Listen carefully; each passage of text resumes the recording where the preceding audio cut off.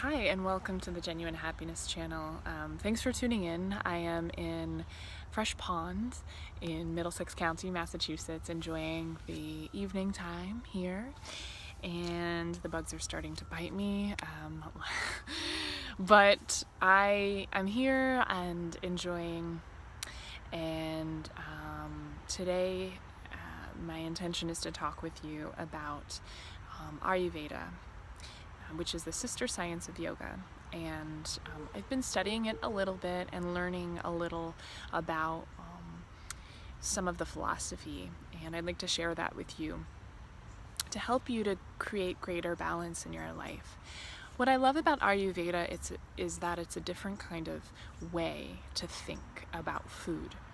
I really feel that out there's big information overload about the foods that we eat, what's good for you, what's bad for you, and it can get really overwhelming. And what I love about Ayurveda is that according to it, everything can be medicine and everything can be poison.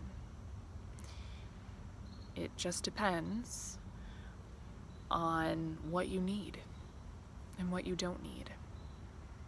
So according to Ayurveda, it's all about balance. It's not so much about what's going to be bad for you, good for you. I mean, there are some general rules, which are eat whole foods, not processed foods, right? So that's a general rule. Processed foods are not great for you. Sugar, not awesome for you in the processed form. But there's no, other than that, there's not a whole lot of rules, except for what will bring you balance. So a while back, I was having a lot of digestive issues. I'm just looking around. There's some squirrels running around. I was having a lot of digestive issues, and I always thought that you should have multiple snacks throughout the day, and that would create better balance for me.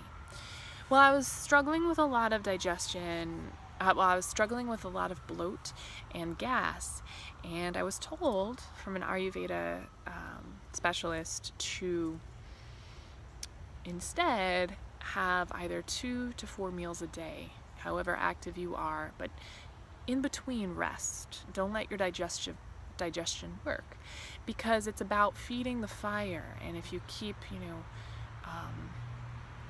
it doesn't need wood all the time. It just needs to eat what it has, right? Then it will start to subside, and then you'll feed it again. And so I started doing that, and I had a lot of success with my digestion. I started to feel a lot less bloat, a lot less gas, and a lot less indigestion as well. So that was really interesting, because I love how Ayurveda looks at digestion as feeding the fire. And it's like if you put it's about like cooking rice, right? Think about this as an analogy. You start cooking rice and it starts to cook, then all of a sudden put more rice on it. It's like mixing uncooked rice with cooked rice, and that creates a lot of unease in the belly. Well, that's kind of how it is with the philosophy with Ayurveda. It's that we need to feed the fire, and we need to make it also rest in between, not eating all the time. Otherwise, it's like putting damp wood over the fire, if that makes sense. So I'm really fascinated with this idea of eating and this idea of balance. And that brings me to philosophy and psychology. Well, I really think that we tend to want to know what's going to be good for us or bad for us, right? That's why there's so many studies out there talking about, like, every other week saying coffee's good for you, and then there's another one saying coffee's bad for you, and coffee's good for you, and coffee's bad for you. Well, it really just depends on different things and kind of just more of what you need in any given time. And I love that way of thinking, and Chinese medicine also thinks about food and about digestion in this similar way, in balance, because right, it's not so much about bad or good, it's more about what's going to bring you balance. What is what you need in any given time? So it's about really tuning into ourselves and listening to what we need, to listening to our own body wisdom. Do you want sweet? Do you want savory? Do you want astringent? What taste is going to feel fulfilling to you? Tastes are important as well. And how much food you're going to eat, right? We have this tendency to eat real fast. Society, our culture runs really, really fast, so we just gotta like shovel it in, but we're not really taking the time to really taste the food, and taste is really important in Ayurveda, to really savor and to taste and take our time. So finding a little bit more balance through that way is important as well.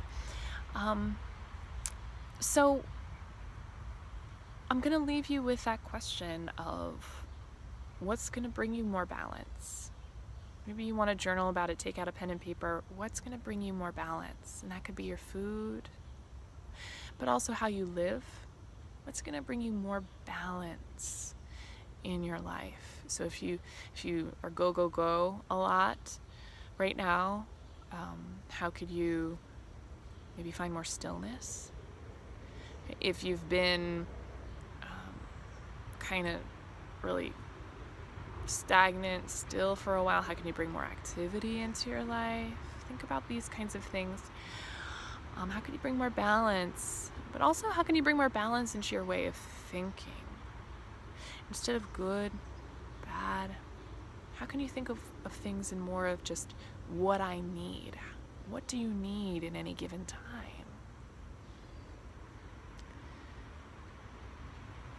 What's going to bring you more balance?